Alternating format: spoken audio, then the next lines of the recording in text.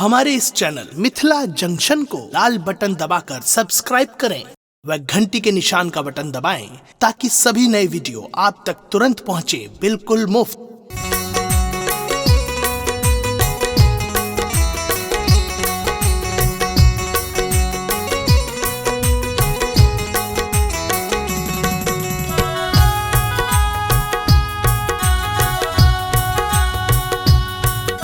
अपने सुन रही छी गंगा कैसेट की प्रस्तुति।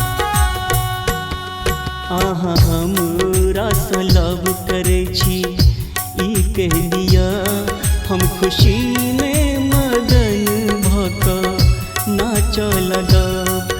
आहा हमरा से लव करे छी ई कह दिया हम खुशी में मगन भक नाच लगब। आहा हिश के कनी हमरा सा बोल दिया हम खुशी में मगन भगी गावा लगा।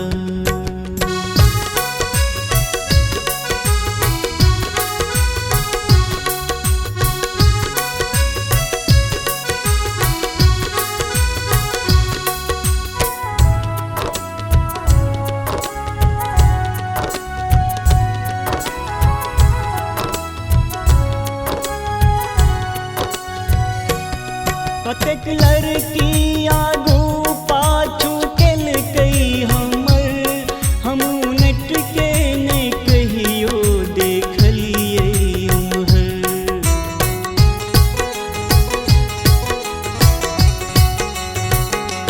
अहाँ के देखते मातर किए हो माँ लागल। अहाँ जाय छी जेम्हर हम जाय छी आहा हमरा नजरिक हरदम आगू में रहो हम खुशी सोई महफिल सजावत रहब। आहा हमरा से लव करे छी ई कह दिया हम खुशी में मगन भक नाच लगब।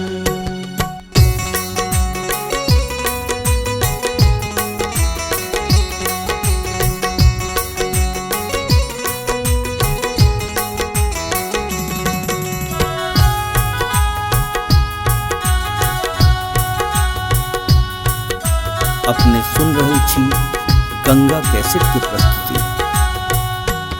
कतेक दिन सा सपना में जकरा देखत रहिए ऐ भगवानक दया सा मिलिए गेलिए।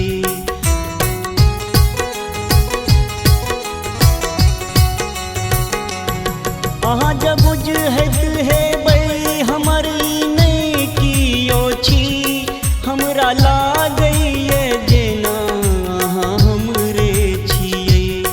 कहीं कारणे अहाँ कऽ देबै नहीं तऽ जिंदगी भर हम तऽ कुमारे रहब। अहाँ हमरा से लव करे छी ई कह दिया हम खुशी में मगन भक नाच लगब।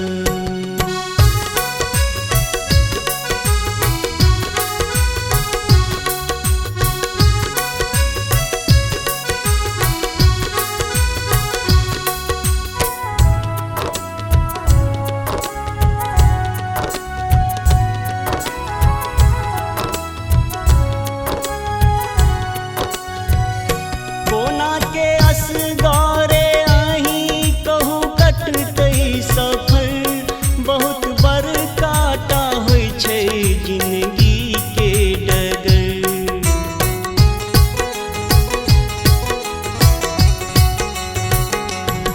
अगर जीवन भर के नहीं अहाँ संगी बनब हम तो एखने सा ब्रह्मचर्य धारण करब। अहाँ अपन हाथ हमरा हाथ में देबै तो पहाड़ों पर चढ़ के माँ के दर्शन करब। अहाँ हमरा से लव करे छी ई कह दिया हम खुशी में नाच लगा हम खुशी में मगन भक नाच लगा।